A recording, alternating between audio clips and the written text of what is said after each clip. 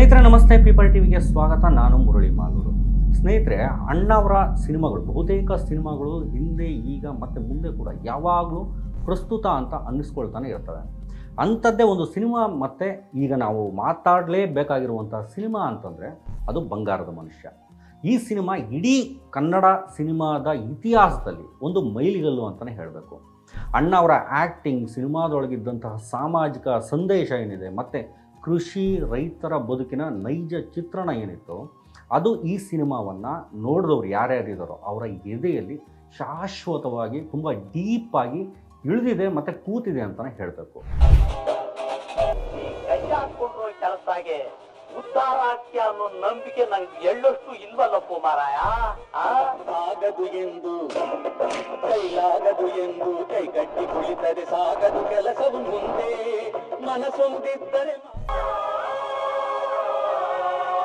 ಇವತ್ತಿನ ಸಿನಿಮಾ ಮತ್ತು ಕ್ರಿಕೆಟ್ಗೆ ಇರುವಂತಹ ಒಂದು ಅಂಧಾಭಿಮಾನ, ಫ್ಯಾನ್ಸ್ ವಾರ್, ಹಾಳಾಗಿರುವಂಥ ಕ್ವಾಲಿಟಿ ಮತ್ತು ಸಾಮಾಜಿಕ ಜವಾಬ್ದಾರಿಯ ಬಗ್ಗೆ ನಮ್ಮ ಈ ಸಿನಿಮಾ ನಟರು, ಅಭಿಮಾನಿಗಳ ಒಂದು ನಿರ್ಲಿಪ್ತತೆ ಇದೆಯಲ್ಲ, ಇವೆಲ್ಲವೂ ಕೂಡ ಒಂದು ರೀತಿ ಗಂಭೀರವಾದಂತಹ ಚಿಂತನೆಗೆ ನಮ್ಮನ್ನು ಇನ್ವೈಟ್ ಮಾಡುತ್ತೆ, ನಮ್ಮನ್ನು ತೊಡಗಿಸ್ಕೊಳ್ಳೋದಕ್ಕೆ ಇವು ಇನ್ವೈಟ್ ಮಾಡುತ್ತೆ.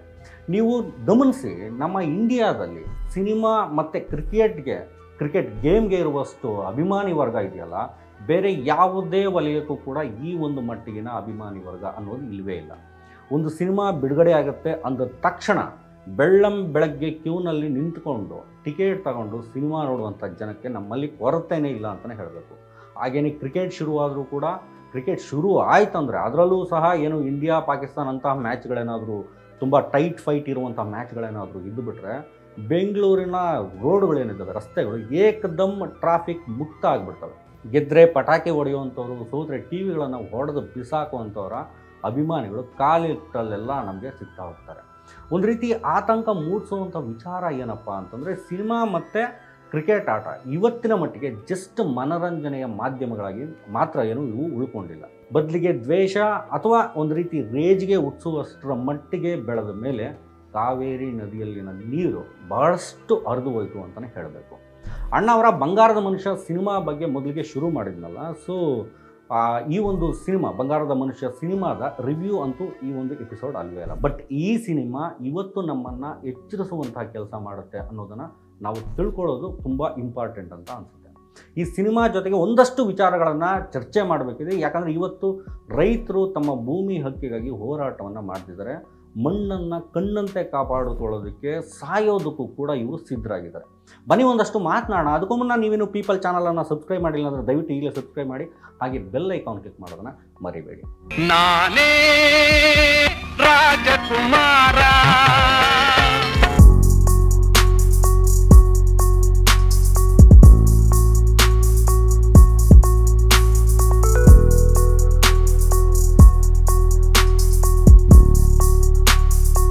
ಸ್ನೇಹಿತರೆ, ಇವತ್ತಿನ ಕಾಲಘಟ್ಟಕ್ಕೆ ಅಣ್ಣವರು ನಮಗೆ ಪ್ರಸ್ತುತ ಅನ್ನಿಸ್ತಾರೆ.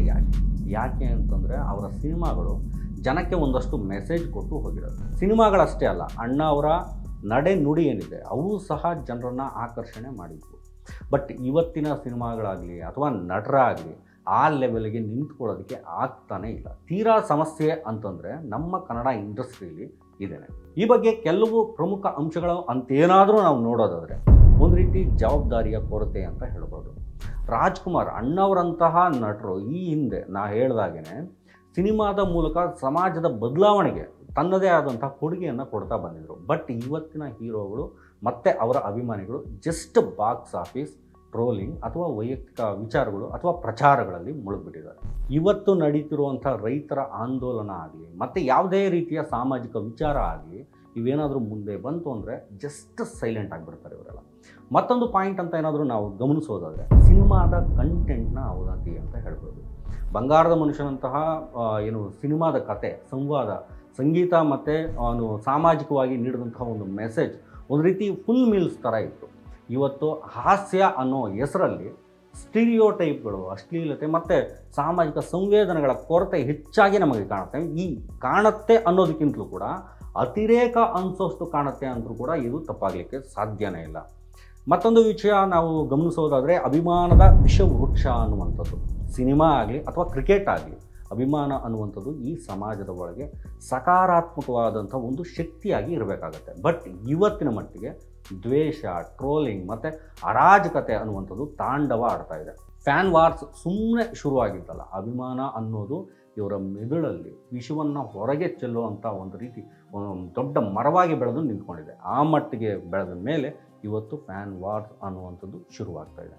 ಇದರೆಲ್ಲದರಿಂದ ಆಚೆಗೆ ಅಣ್ಣವರನ್ನು, ರಾಜ್ಕುಮಾರ್ ಅವರನ್ನು ನಾವು ಗಮನಿಸೋದಾದರೆ, ಗೋಕಾಕ್ ಚಳುವಳಿ, ಕರ್ನಾಟಕ ಏಕೀಕರಣ ಅಥವಾ ರೈತರ ಹಿತಾಸಕ್ತಿಗಳ ಬಗ್ಗೆ ಅಣ್ಣವರು ತೋರಿದಂತಹ ಬದ್ಧತೆ ಇದೆಯಲ್ಲ, ಇವತ್ತಿನ ಹೀರೋಗಳಿಗೆ ಒಂದು ರೀತಿ ಮಾದರಿಯಾಗಿ ನಿಲ್ತವೆ ಅವೆಲ್ಲನೂ. ಬಂಗಾರದ ಮನುಷ್ಯ ಸಿನಿಮಾದಲ್ಲಿ ರಾಜೀವ್ ಕ್ಯಾರೆಕ್ಟರ್ ವಿದ್ಯಾವಂತ ಯುವಕನಿಗೆ, ರಾಜೀವ್ ಕ್ಯಾರೆಕ್ಟರ್ ಅನ್ನುವಂಥ ವಿದ್ಯಾವಂತ ಯುವಕನಿಗೆ ಕೃಷಿ ಮೂಲಕ ಸ್ವಾವಲಂಬನೆಯ ಪಾಠವನ್ನು ಇದು ಕಲಿಸುತ್ತೆ. ಇದು ನಿಜ ಜೀವನದಲ್ಲಿ ಅನೇಕರನ್ನು ಪ್ರಭಾವಗೊಳಿಸಿತ್ತು ಅಂತಲೇ ಹೇಳಬೇಕು. ಸೊ ಅಣ್ಣ ಅವರ ದಾರಿಯಲ್ಲಿ ಯಾಕೆ ಇಂಡಸ್ಟ್ರಿಯವರು ಹೆಜ್ಜೆಯನ್ನು ಹಾಕ್ತಿಲ್ಲ ಅನ್ನುವಂಥದ್ದು, ಈ ಸಮಸ್ಯೆ ಏನು, ಮತ್ತು ಇಂಡಸ್ಟ್ರಿ ಕನ್ನಡ ಸಿನಿಮಾ ನಟರನ್ನು ಹೊತ್ತು ಮೆರೆಸೋ ಜನ ಕಷ್ಟದಲ್ಲಿದ್ದರೆ ಇವರು ಮಾತಾಡಲ್ಲ. ಕಾವೇರಿ ಗಲಾಟೆ ಆದರೂ ಒಂದು ವಾರ ಕನ್ನಡ ಪರ ಸಂಘಟನೆಗಳು, ಹೋರಾಟಗಾರರು ಹೋರಾಟಗಳನ್ನು ಮಾಡಿ ಬೀದಿಲಿ ನಿಂತು ಇವರು ಒಂದು ಸ್ಟೇಜನ್ನು ಹಾಕಿದರೆ ಆಗ ಬಂದು 4 ಮಾತನ್ನು ಆಡ್ತಾರೆ. ಯಾಕೆ ಹೀಗೆ ಅನ್ನೋದೇ ನಮ್ಮದೊಂದು ಪ್ರಶ್ನೆ. ಹೀಗೆ ಒಂದೆರಡು ಪ್ರಶ್ನೆಗಳನ್ನು ನಾವು ಗಮನಿಸೋದಾದ್ರೆ, ಈ ವಿಚಾರವಾಗಿ ನಾವು ಗಮನಿಸೋದಾದರೆ, ಸಾಮಾಜಿಕ ಸಮಸ್ಯೆಗಳ ಬಗ್ಗೆ ಸಿನಿಮಾ ಕ್ಷೇತ್ರದವರು ಯಾಕೆ ಮೌನವಾಗಿದ್ದಾರೆ, ಇದು ಮೊದಲನೇ ಪ್ರಶ್ನೆ. ಮತ್ತು ಬಂಗಾರದ ಮನುಷ್ಯನಂತಹ ಸಿನಿಮಾಗಳು, ಚಿತ್ರಗಳು ಇವತ್ತು ಯಾಕೆ ಬರ್ತಿಲ್ಲ ಅನ್ನುವಂಥದ್ದು. ಈ ಎರಡು ಪ್ರಶ್ನೆ ತುಂಬ ಇಂಪಾರ್ಟೆಂಟ್ ಅಂತ ಅನಿಸುತ್ತೆ. ಈಗಿನ ಸಿನಿಮಾಗಳ ಮೂಲ ಏನು ಅಂತಂದರೆ ಕಂಟೆಂಟ್ ಬಗ್ಗೆ ಮಾತಾಡ್ತೀವಿ ಅನ್ನೋದೇ ಆದರೆ, ಈ ಸಿನಿಮಾ ಜನ ಏನಿದ್ದಾರೆ ಎಂಟರ್ಟೈನ್ಮೆಂಟ್ ಅನ್ನೋ ಹೆಸರಲ್ಲಿ ಜನಕ್ಕೆ ಏನನ್ನು ಕೊಡ್ತಿದ್ದಾರೆ, ಇದು ಇಂಪಾರ್ಟೆಂಟ್ ಅಂತ ಅನಿಸುತ್ತೆ. ಜನ ನಗ್ತಾರೆ ಅಂತೇಳಿ ಕಪ್ಪುಗಿರೋರ ಮೇಲೆ ಒಂದು ರೀತಿ ಚೀಪಾಗಿ ಜೋಕ್ಗಳನ್ನು ಬರೆಯೋದು, ಜೋಕ್ಗಳನ್ನು ಹೆಣೆಯೋದು, ಹೆಣ್ಣುಮಕ್ಕಳ ಮೇಲೆ ಅಶ್ಲೀಲವಾದಂತಹ ಸಂಭಾಷಣೆಗಳನ್ನು ಕಟ್ಟುವಂಥದ್ದು, ಒಂದು ಪಾತ್ರ ಏನಾದರೂ ಮುಸ್ಲಿಮನಾಗಿದ್ದರೆ ನಮ್ಮದಕ್ಕೆ ನಿಮ್ಮದಕ್ಕೆ ಅಂತ ಹೇಳಿಸೋದು ಮತ್ತೊಬ್ಬರ ಕಡೆಯಿಂದ ಅಥವಾ ಅವನ ಕಡೆಯಿಂದನೇ. ಹಾಗೆಯೇ ಪಾತ್ರಧಾರಿ ಏನಾದರೂ ಕೆಳಜಾತಿಯವನೇನಾದರೂ ಆಗಿದರೆ ತಿಮ್ಮ, ತಿಪ್ಪ, ತಿಪ್ಪೇಶಿ ಈ ರೀತಿಯಾದಂಥ ಹೆಸರುಗಳನ್ನು ಹೇಳೋದು, ಒಂದ ತಾರತಮ್ಯ ಅನ್ನೋದನ್ನು ಪಾಯಸ ಮಾಡಿ ಈ ಇಂಡಸ್ಟ್ರಿಯವರು ಪ್ರೇಕ್ಷಕರ ಬಾಯಿಗೆ ಸುರಿಯೋ ಮಟ್ಟಕ್ಕೆ ಈಗಿನ ಎಂಟರ್ಟೈನ್ಮೆಂಟ್ ಅನ್ನೋದು ಬಂದು ನಿಂತಿದೆ. ಇನ್ನು ಹೀರೋ ಮತ್ತು ಅಭಿಮಾನಿಗಳ ಬಗ್ಗೆ ಹೇಳೋದಾದರೆ, ಅದೇನೋ ಒಂದು ರೀತಿ ಗಾದೆ ಇದೆಯಲ್ಲ, ಯಥಾ ರಾಜ ತಥಾ ಪ್ರಜಾ ಅಂತ. ಸೇಮ್ ಟು ಸೇಮ್ ಹೀರೋಗಳು ಹೇಗೋ ಅವರ ಅಭಿಮಾನಿಗಳು ಕೂಡ ಹಾಗೇನೇ ಇದ್ದಾರೆ. ಅಸಹ್ಯಗಳನ್ನೇ ತುಂಬಿಕೊಂಡಿರುವಂಥ ಕಂಟೆಂಟ್ ಇರುವಂಥ ಸಿನಿಮಾಗಳಲ್ಲಿ ನಿಲ್ಲಿಸೋದಕ್ಕೆ ಹೀರೋಗಳಿಗೂ ಕೂಡ ನಾಚಿಕೆ ಅನ್ನೋದು ಜೀವೇ ಇಲ್ಲ. ಅಂಥ ಸಿನಿಮಾಗಳನ್ನು ತಲೆ ಮೇಲೆ ಹೊತ್ತು ಮೆರೆಸುವಂಥ ಅಭಿಮಾನಿಗಳಿಗೂ ಕೂಡ ಒಂದು ರೀತಿ ನಾಚಿಕೆನೇ ಇಲ್ಲ. ಒಟ್ಟಿನಲ್ಲಿ ನಾಚಿಕೆಗೆಟ್ಟವರ ಮಾಧ್ಯಮ ಆಗುವತ್ತ ಇವತ್ತಿನ ಕನ್ನಡ ಚಿತ್ರರಂಗ ದಾಪುಗಾಲು ಇಟ್ಟಂತೆ ಕಾಣ್ತಾ ಇದೆ. ಸೊ ಇಂತಹ ಸಿನಿಮಾ ನಟರಾಗಲಿ ಅಭಿಮಾನಿಗಳಾಗಲಿ ಎಷ್ಟು ಜನ ಸಾಮಾಜಿಕ ಸಮಸ್ಯೆಗಳಿಗೆ ಸ್ಪಂದಿಸಿದ್ದಾರೆ ಅಂತ ನೋಡೋದಾದರೆ ಒಂದು ರೀತಿ ನಿರಾಸೆ ಆಗುತ್ತೆ. ಇಲ್ಲೊಂದು ವಿಷಯ ಪ್ರಸ್ತಾಪ ಮಾಡಲೇಬೇಕು. ಇದೇ ಜುಲೈ 2ನೇ ತಾರೀಕು ಅಂದರೆ ನಿನ್ನೆ ಇದೇ ಕನ್ನಡ ಇಂಡಸ್ಟ್ರಿಯಿಂದ ಒಂದಷ್ಟು ಜನ ಹಿರಿಯ ಕಲಾವಿದರು ಇದೇ ರೈತ ಹೋರಾಟದ ಸ್ಟೇಜನ್ನು ಹತ್ತಿದ್ರು. ಇವತ್ತಿಗೂ ಕೂಡ ಯಾವ ಹೀರೋಗೂ ಕಡಿಮೆ ಇಲ್ಲ ಅನ್ನೋಷ್ಟು ಬ್ಯುಸಿ ಇರುವಂಥ ಮನುಷ್ಯ ಒಂದು ವಾರದಿಂದ ರೈತರ ಪರವಾಗಿ ಹೋರಾಟದಲ್ಲಿ ಇದ್ದುಕೊಂಡು ಡೆಲ್ಲಿ ತನಕ ಹೋಗಿ ಬಂದಿದ್ದಾರೆ.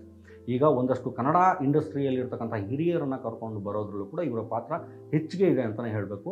ಇದಲ್ವಾ ಪ್ರಬುದ್ಧತೆ ಅಂದರೆ, ಇದಲ್ವಾ ಮನುಷ್ಯತ್ವ ಅಂದರೆ ಅಂತ ನಾವಿಲ್ಲಿ ಪ್ರಶ್ನೆಯನ್ನು ಮಾಡಬೇಕಾಗತ್ತೆ. ಪ್ರಕಾಶ್ ರೈ ಅವರ ಪ್ರಬುದ್ಧತೆ ಮತ್ತು ಅವರ ಮನುಷ್ಯತ್ವಕ್ಕೆ, ಅವರ ಕಮಿಟ್ಮೆಂಟ್ಗೆ ಒಂದು ಬಿಗ್ ಸಲ್ಯೂಟನ್ನು ಮಾಡಲೇಬೇಕು. ಸಮಾಜ ತನ್ನ ಸಮಯವನ್ನು ಮತ್ತು ದುಡ್ಡನ್ನು ಕೊಟ್ಟು ಒಬ್ಬ ನಟನನ್ನು, ಆತನ ಸಿನಿಮಾಗಳನ್ನು ಗೆಲ್ಲಿಸ್ತಾ ಬರ್ತಾರೆ. ಅದನ್ನು ಪಡ್ಕೊಂಡಂತಹ ನಟನಿಗೂ ಒಂದು ಸಾಮಾಜಿಕ ಬದ್ಧತೆ, ಜವಾಬ್ದಾರಿ ಅನ್ನುವಂಥದ್ದು ಇರಲೇಬೇಕಲ್ವ. ಯಾರಿಗಿದೆ ಹೇಳಿ ನೀವೇ ನೋಡೋಣ. ಕಳೆದ 3 ವರ್ಷಕ್ಕೂ ಹೆಚ್ಚಾಗಿ ದೇವನಹಳ್ಳಿಯ ರೈತರು ಬೀದಿಯಲ್ಲಿ ಹೋರಾಟವನ್ನು ಮಾಡ್ತಾ ಬಂದಿದ್ದಾರೆ. ಅನ್ನ ಬೆಳೆಯೋ ತಮ್ಮ ಭೂಮಿಗಾಗಿ, ತಮ್ಮ ಅಸ್ಮಿತೆಗಾಗಿ ಜೀವವನ್ನು ಪಣಕ್ಕಿಟ್ಟು ಹೋರಾಟ ಮಾಡ್ತಾಯಿದ್ದಾರೆ. ಎಲ್ಲ ಸರ್ಕಾರಗಳು ಈ ಒಂದು ಹೋರಾಟವನ್ನು ದಮನಿಸ್ತಾನೆ ಬಂದಿದ್ದಾವೆ. ಇದು ಅಕ್ಷರಶಃ ಸತ್ಯ. ಸ್ವತಃ ಅನ್ನರಾಮಯ್ಯ ಅಂತ ಹೇಳ್ಕೊಂಡು ಅಧಿಕಾರಕ್ಕೆ ಬಂದಂತಹ ಸಿದ್ದರಾಮಯ್ಯನವರೇ ಅಲ್ಲಿನ ರೈತ ಪ್ರತಿಭಟನಾಕಾರರನ್ನು, ಹೋರಾಟಗಾರರನ್ನು ಪೊಲೀಸ್ ಜೀಪಿಗೆ ಹತ್ತಿದ್ರು. ಹೋರಾಟಗಾರರ ಜೊತೆ ಅವರು ಮಾತಾಡಿದ್ದು ಇದೆಲ್ಲ ಆದಮೇಲೆ ಅದು ಏನೇ ಮಾತಾಡಿದ್ರು ಕೂಡ ಅವೆಲ್ಲ ಸೆಕೆಂಡ್ರಿ. ಬಟ್ ಪೊಲೀಸ್ ವ್ಯಾನ್ ಹತ್ತಿದ್ದು ಇದೆಯಲ್ಲ, ಖಂಡಿತ ಯಾರೂ ಸಹ ಒಪ್ಪಲಿಕ್ಕೆ ಸಾಧ್ಯನೇ ಇಲ್ಲ. ಮತ್ತು ಈ ಒಂದು ಹೋರಾಟಕ್ಕೆ ಎಷ್ಟು ನಟರು, ನಿರ್ದೇಶಕರು ಬೆಂಬಲವನ್ನು ಕೊಟ್ಟಿದ್ದಾರೆ. ಆ ನಟ ನಿರ್ದೇಶಕನ ಬೆಂಬಲಿಗರಲ್ಲಿ ಎಷ್ಟು ಜನ ಅಭಿಮಾನಿಗಳು ಬೀದಿಗಿಳಿದು ರೈತರ ಪರವಾಗಿ ಮಾತನಾಡಿದ್ದಾರೆ. ಇವರ ಹೋರಾಟ ಕೇವಲ ಸಿನಿಮಾ ಪರದೆಗೆ ಮಾತ್ರ ಸೀಮಿತನಾ? ಇದ್ಯಾಕೆ ಇವರು ಇಷ್ಟು ನಿರ್ಲಿಪ್ತವಾಗಿದ್ದಾರೆ ಅಂತೆಲ್ಲ ನಾವೇನಾದರೂ ತಲೆ ಕೆಡಿಸ್ಕೊಳ್ಳೋಕೆ ಹೋದರೆ ಅದಕ್ಕೆ ಅಗತ್ಯನೇ ಇಲ್ಲ. ಯಾಕಂದರೆ ನಮ್ಮ ಕನ್ನಡ ಇಂಡಸ್ಟ್ರಿಯಲ್ಲಿ ಸಿನಿಮಾ ಇಂಡಸ್ಟ್ರಿಯಲ್ಲಿ ಮುನ್ನಡೆಸುವಂಥ ಸಿನಿಮಾ ಇಂಡಸ್ಟ್ರಿಯನ್ನು ಮುನ್ನಡೆಸುವಂಥ ತಲೆಗಳು ಆಲ್ಮೋಸ್ಟ್ ನೇಪಥ್ಯಕ್ಕೆ ಸೇರಿದ್ದಾವೆ ಅಂತಲೇ ಹೇಳಬೇಕು. ಈಗ ಕನ್ನಡ ಇಂಡಸ್ಟ್ರಿ ಸಿನಿಮಾ ಇಂಡಸ್ಟ್ರಿ ಕವಲು ಹೊಡೆದು ಆ ಕವಲಲ್ಲೂ ಬೇರೆ ಬೇರೆ ಕವಲುಗಳನ್ನು ಹೊಡಿತಲೇ ಇದೆ. ಯಾವುದರಲ್ಲೂ ಕೂಡ ಯಾವ ಕವಲಿನಲ್ಲೂ ಕೂಡ ಚಿಗುರಿನ ಸಣ್ಣ ಟಿಸಿಲು ಕೂಡ ಇಲ್ಲ. ಇದನ್ನು ನೆನೆಸ್ಕೊಂಡ್ರೆ ತೀರಾ ಬೇಜಾರಾಗುವಂಥ ವಿಚಾರ ಇದೇನೆ. ಅಸಲಿಗೆ ಈ ಹಿಂದೆ ಈಗಿತ್ತ? ಖಂಡಿತವಾಗಿಯೂ ಇಲ್ಲ. ಕರ್ನಾಟಕದ ಏಕೀಕರಣಕ್ಕೆ ಡಾಕ್ಟರ್ ರಾಜ್ಕುಮಾರ್ ಅವರು ಕೊಟ್ಟಂತಹ ಕೊಡುಗೆ ಇದೆಯಲ್ಲ, ಅದು ಕಡಿಮೆನೇ ಅಲ್ಲ. ಗೋಕಾಕ್ ಚಳುವಳಿಯು ಅಷ್ಟು ದೊಡ್ಡ ಮಟ್ಟದ ಒಂದು ಸಕ್ಸಸ್ಸನ್ನು ಕಾಣೋದಕ್ಕೆ ಅಣ್ಣಾವರ ಕೊಡುಗೆ ತುಂಬ ದೊಡ್ಡದಾಗಿ ಇದೆ ಅಂತಲೇ ಹೇಳಬೇಕು. ರೈತರ ಸಂಕಷ್ಟದಲ್ಲಿರುವಂಥ ಈ ಒಂದು ಟೈಮಲ್ಲಿ ಅಣ್ಣಾವರು ಏನಾದರೂ ಇದ್ದಿದ್ದರೆ ಕರ್ನಾಟಕದ ರೈತರನ್ನು ಅನಾಥರನ್ನಾಗಿ ಮಾಡಿ ಸುಮ್ಮನೆ ಅಂತೂ ಆಗ್ತಾ ಇರಲಿಲ್ಲ. ಬೀದಿಗೆ ಇಳಿದು ದೊಡ್ಡ ಮಟ್ಟದ ಗೆಲುವನ್ನು ಇವರು ತಂದುಕೊಡ್ತಾಯಿದ್ರು. ಆಡಳಿತದಲ್ಲಿ ಸರ್ಕಾರ, ಅದು ಯಾವುದೇ ಸರ್ಕಾರ ಇರಲಿ, ಯಾವುದೇ ಪಕ್ಷವಾದ್ರೂ ಅಧಿಕಾರದಲ್ಲಿ ಇರಲಿ, ಅವರೆಲ್ಲರೂ ಇದ್ದರೂ ಕೂಡ ಪ್ರಬಲವಾಗಿ ವಿರೋಧ ಪಕ್ಷವಾಗಿ ಅಣ್ಣಾವರು ಒಬ್ಬರೇ ನಿಲ್ತಾಯಿದ್ರು. ಅವರೊಬ್ಬರೇ ಸಾಕಾಗಿತ್ತು. ಸಿದ್ಧಲಿಂಗಯ್ಯ ಅವರ ಹೋರಾಟದ ಸಾಗರಕ್ಕೆ ಸಾವಿರಾರು ನದಿಗಳು ಅನ್ನುವಂತಹ ಸಾಲಿದೆಯಲ್ಲ, ಆ ಸಾಲಿಗೆ ಸಾಕ್ಷಿಯಾಗಿ ಸಾವಿರಾರು ಜನ, ಲಕ್ಷಾಂತರ ಜನ ನಿಂತುಕೊಳ್ತಾ ಇದ್ರು. ಈ ಮಾತುಗಳೆಲ್ಲ ಸುಮ್ಮನೆ ಹೇಳ್ತಿರುವಂಥದ್ದಲ್ಲ. ಇದೆಲ್ಲದಕ್ಕೂ ಪುಷ್ಟಿಯಾಗಿ ನೀವು ಅಣ್ಣಾವರ ಬಂಗಾರದ ಮನುಷ್ಯ ಸಿನಿಮಾವನ್ನು ಉದಾಹರಣೆಯಾಗಿ ನೋಡ್ಬೋದು. ನೀವು ಅದೊಂದೇ ಸಿನಿಮಾ ಸಾಕು ಅವರು ರೂಪಿಸಿದಂತಹ ಚಳುವಳಿಗೆ ರೂಪುರೇಷೆ ಹೆಣೆಯೋದಕ್ಕೆ ಅಂತ. ಅಂತಹ ಒಂದು ಟ್ರೆಂಡನ್ನು ಈ ಒಂದು ಸಿನಿಮಾ ಆಗಿನ ಕಾಲಕ್ಕೆ ರೂಪಿಸಿತ್ತು ಅಂತಲೇ ಹೇಳಬೇಕು. ಜನರಲ್ಲಿ ದುಡಿಮೆಯ ಹುಮ್ಮಸ್ಸನ್ನು ತುಂಬುತ್ತಲೇ ರೈತರ ಬವಣೆಯನ್ನು ಹೇಳಿದಂತಹ ಬಂಗಾರದಂತಹ ಸಿನಿಮಾ ಈ ಬಂಗಾರದ ಮನುಷ್ಯ.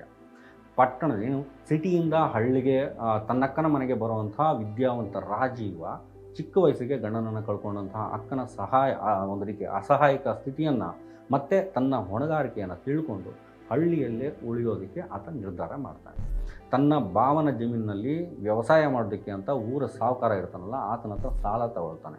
ತನಗಿದ್ದಂತಹ ಟ್ಯಾಲೆಂಟ್ ಮತ್ತು ಒಂದು ರೀತಿ ಪ್ರಯೋಗಶೀಲತೆಗೆ 2 ಎಕರೆ ಆತನಿಗೆ ಸಾಕಾಗೋದಿಲ್ಲ ಅಂತ ಅರ್ಥ ಮಾಡಿಕೊಂಡು ಸರ್ಕಾರದ ಮತ್ತಷ್ಟು ಜಮೀನನ್ನು ತಗೊಳ್ಳೋದಕ್ಕೆ ಯೋಚನೆ ಮಾಡ್ತಾನೆ. ಬರಡು ಭೂಮಿಯನ್ನು ತಗೊಳ್ಳೋದಕ್ಕೆ ಮತ್ತು ಸಾಹುಕಾರನ ಹತ್ರ ಸಾಲವನ್ನು ಕೇಳೋದಕ್ಕೆ ಹೋದಾಗ ಜನ ಇದು ಒಳ್ಳೆಯ ನಿರ್ಧಾರ ಅಲ್ಲ, ಇದು ಬೇಡ ಅನ್ನುವಂತಹ ಎಚ್ಚರಿಕೆಯ ಮಾತುಗಳನ್ನು ಈತನಿಗೆ ಹೇಳ್ತಾರೆ. ಬಟ್ ರಾಜೀವ ತನ್ನ ಛಲದ ಮೇಲೆ ನಂಬಿಕೆ ಮತ್ತು ವಿಶ್ವಾಸದಿಂದಾಗಿ ಸಾಲ ತಗೊಂಡು ಭೂಮಿಯನ್ನು ತಗೊಳ್ತಾರೆ. ಮತ್ತು ಒಂದಷ್ಟು ತಂತ್ರಜ್ಞಾನ ಬಳಸ್ಕೊಂಡು ಬಂಡೆಕಲ್ಲಿನಂತಹ ಇದ್ದಂತಹ ಭೂಮಿಯನ್ನು ಚಿನ್ನದ ಭೂಮಿಯಾಗಿ ತಿರುಗಿಸ್ಬಿಡ್ತಾನೆ. ಸೊ ಬದುಕಿನ ಮತ್ತಷ್ಟು ತಿರುವುಗಳಲ್ಲಿ ಸಾಗ್ತಾ ರಾಜೀವ ಒಂದು ದಿನ ಎಲ್ಲವನ್ನ ಬಿಟ್ಟು ಬದುಕಿನ ಮತ್ತೊಂದು ನೆಲೆಯತ್ತ ಹೊರಟು ಬಿಡ್ತಾನೆ. ಇಡೀ ಸಿನಿಮಾ ಒಂದು ಲೆವೆಲ್ ಆದರೆ ಜನರನ್ನು ತೀರಾ ಕಾಡುವಂಥದ್ದು ಕೊನೆಯ ಒಂದೇ ಒಂದು ಸಂಭಾಷಣೆ.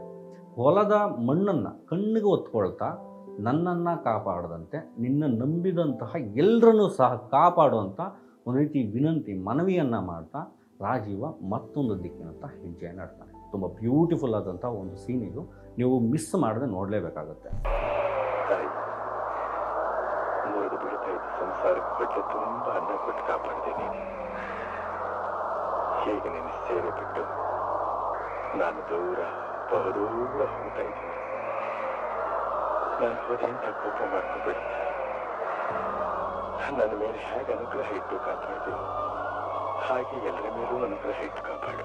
ಈ ಸಿನಿಮಾ ಅದೆಷ್ಟು ಜನರ ಬದುಕನ್ನು ಒಂದು ರೀತಿ ಹಸನು ಮಾಡ್ತು ಅಂತಂದರೆ, ಡಿಗ್ರಿ ಓದ್ತಿದ್ದಂತಹ ಅನೇಕ ವಿದ್ಯಾವಂತರು ತಮ್ಮ ಊರುಗಳಿಗೆ ವಾಪಸ್ ಹೋಗಿ ಕೃಷಿಯಲ್ಲಿ ನೆಲೆಯನ್ನು ಕಂಡುಕೊಳ್ತಾರೆ.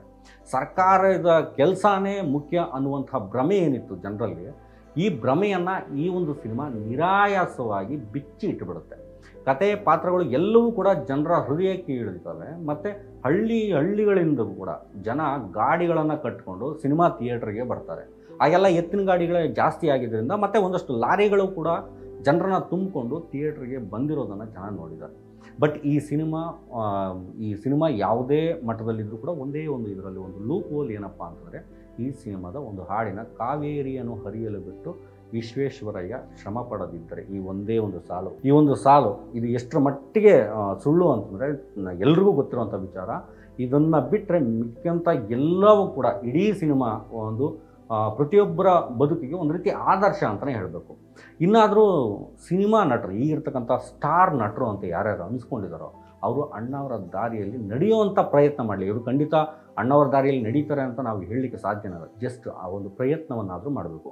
ಕನ್ನಡ ಉಳಿಸಿ ಮತ್ತು ಸಿನಿಮಾ ಗೆದ್ದರೆ ಕನ್ನಡ ಉಳಿಯುತ್ತೆ ಅನ್ನುವಂಥ ಹಳಸಲು ಡೈಲಾಗ್ಗಳನ್ನು ಹೊಡೆಯೋದನ್ನು ಬಿಟ್ಟು ಈ ಸಿನಿಮಾದವರು ಮೊದಲು ಮಾಡಬೇಕಾಗಿರುವಂಥ ಕೆಲಸ, ಮೊದಲು ಅರ್ಥ ಮಾಡ್ಕೋಬೇಕಾಗಿರುವಂಥ ಕೆಲಸ, ಕನ್ನಡ ಉಳಿಬೇಕು ಅಂತಂದರೆ ಕನ್ನಡದ ಮಣ್ಣಿನ ಮಕ್ಕಳು ಉಳಿಬೇಕು. ಆಗಲೇ ಕನ್ನಡ ಉಳಿಯೋದು ಅನ್ನುವಂಥ ಕನಿಷ್ಠ ಕಾಮನ್ ಸೆನ್ಸನ್ನು ಈಗಿನ ಸ್ಟಾರ್ ನಟರು ಅನ್ನುವಂಥವ್ರು ಯಾರ್ಯಾರಿದ್ದಾರೋ ಅವರೆಲ್ಲರೂ ಸಹ ನೆನಪಲ್ಲಿ ಇಟ್ಕೊಳ್ಬೇಕಾಗತ್ತೆ. So thanks for watching. Video ಇಷ್ಟ ಆಗಿರೋ ಲೈಕ್ ಮಾಡಿ, ಹಾಗೆ ಶೇರ್ ಮಾಡಿ. ನಮ್ಮ ಚಾನಲನ್ನು ಸಬ್ಸ್ಕ್ರೈಬ್ ಮಾಡೋದು ಮಾತ್ರ ಮರಿಬೇಡಿ.